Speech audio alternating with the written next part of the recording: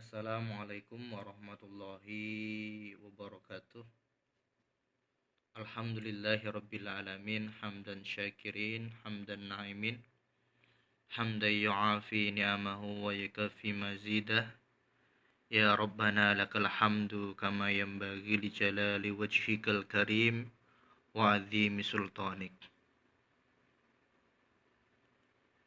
Teman-teman, rekan-rekan semuanya, sahabat-sahabat dimanapun Anda berada, ketika seseorang itu setiap harinya belajar, maka ia akan terus bertambah ilmunya dan juga akan terus luas wawasannya, sehingga untuk menghadapi satu kasus dia dengan mudahnya bisa melewati, karena wawasan yang luas dengan dia belajar dan terus belajar.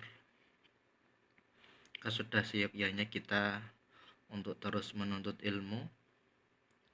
Di hari-hari kita diusahakan sekali ya teman-teman untuk meluangkan waktu agar kita belajar menuntut ilmu dari para asatid, dari para ustadz ya, dari kita membaca buku, dari kita menghafalkan matan-matan ataupun menghafalkan ayat-ayat Al-Quran, agar supaya sekali lagi kita semakin luas wawasan kita. Ketika seorang praktisi ruqyah atau terapis dia tidak banyak belajar, maka jurus yang dipakai hanya itu saja, yang padahal ketika kita menghadapi beberapa kasus, tentunya kasus itu akan terus berkembang. Akan tetapi tetap saja pada intinya kasusnya sama ya teman-teman, akan tetapi mungkin ada sedikit perkembangan seperti itu.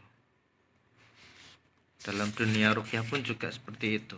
Ini saya ingin mereview buku ini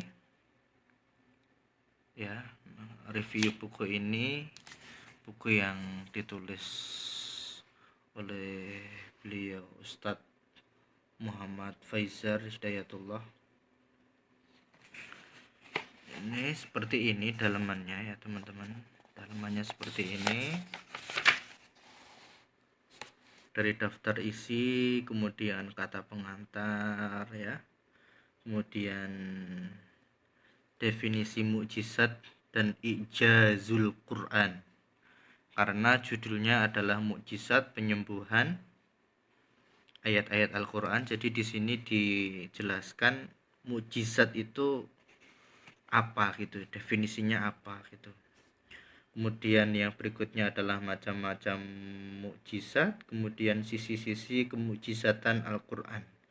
Dilihat dari banyak sisi tentunya. Kemudian yang berikutnya di sini ada berinteraksi dengan Al-Quran halaman 15.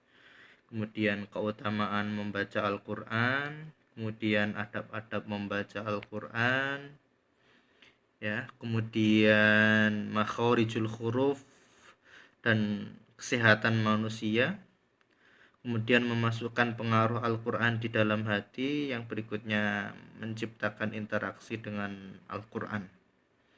Kemudian yang berikutnya adalah Al-Quran kalam sang penyembuh, kalam sang penyembuh gitu. Al-Quran adalah kalam sang penyembuh. Kalam itu perkataan ya, perkataan sang penyembuh. Sang penyembuh siapa? Tidak lain dan tidak bukan adalah Allah Subhanahu wa taala. Kemudian di sini yang berikutnya 4 pilar utama penyembuhan Al-Quran. Kemudian terapi Al-Quran yang efektif seperti itu. Kemudian di sini dijelaskan tentang ruqyah mengenal ruqyah, sejarah daripada ruqyah, kemudian pengertian ruqyah, kemudian hukum ruqyah dan pembagiannya, ini kemudian syarat-syarat seorang peruqyah atau yang disebut dengan roqi kalau di dalam bahasa Arabnya.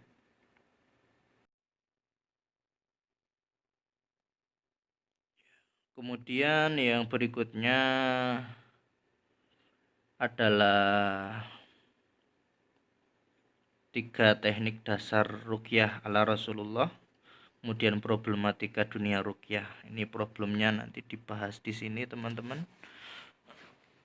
Ya, dibahas di sini ya, teman-teman semuanya. Mohon maaf. Nih, minta ruqyah menghalangi masuk surga tanpa hisab, benar atau tidak? Bolehkah melakukan pengembangan praktek dan mengkhususkan ayat dalam ruqyah? Kemudian apakah membaca Al-Quran dengan niat penyembuhan tidak termasuk lillahi ta'ala? Bolehkah membaca ayat ruqyah pada air? Bagaimana cara menajamkan pengaruh ruqyah yang kita baca?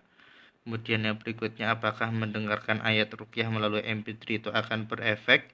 Bolehkah melakukan ruqyah jarak jauh menggunakan video call? Bolehkah menerima upah dari meruqyah orang lain? Upah ruqyah harus disertai dengan perubahan yang lebih baik dari diri pasien. Sebab-sebab ruqyah tidak berefek.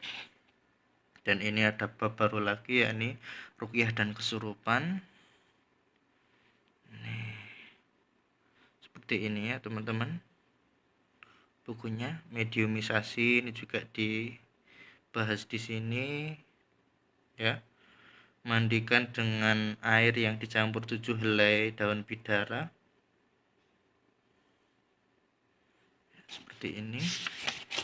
Kemudian ini ada tutorial ruqyah dasar, pembentengan diri sendiri, panduan ruqyah berbagai penyakit. Ya, ini penyakit sakit kepala, ruqyah untuk kanker dan tumor, ruqyah untuk berbagai masalah pendarahan, mengeluarkan racun dan sengatan, untuk stroke, rematik, emah, kemandulan, susah punya keturunan, memudahkan persalinan, penyakit kulit, anak atau bayi yang rewel, katarak, sakit gigi, sembelit, insomnia atau susah tidur. Yang berikutnya ruqyah untuk sesak nafas gitu. Ini ruqyah untuk penyakit-penyakit di sini, ruqyah untuk candu rokok, narkoba dan minuman keras. Ini pengalaman-pengalaman. Ini doa maksur untuk ruqyah. Seperti ini bukunya.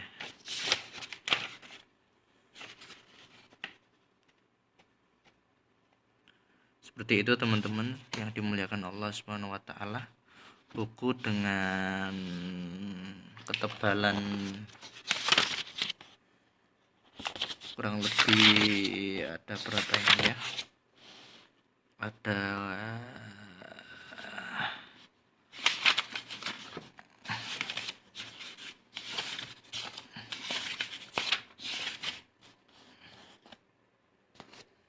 berapa ini teman-teman? Ada 547 halaman, sekitar 550 halaman. Ini doa-doa ruqyah disebutkan di sini semuanya. Barakallahu fikum, semoga video ini bermanfaat. Semoga teman-teman semuanya dalam lindungan Allah Subhanahu wa taala. Semoga teman-teman semuanya dan keluarga dijaga oleh Allah Subhanahu wa taala dari seluruh tipu daya setan dan juga bala tentaranya. Demikian video kali ini, mudah-mudahan bermanfaat. Sekali lagi mudah-mudahan bermanfaat. Assalamualaikum warahmatullahi wabarakatuh.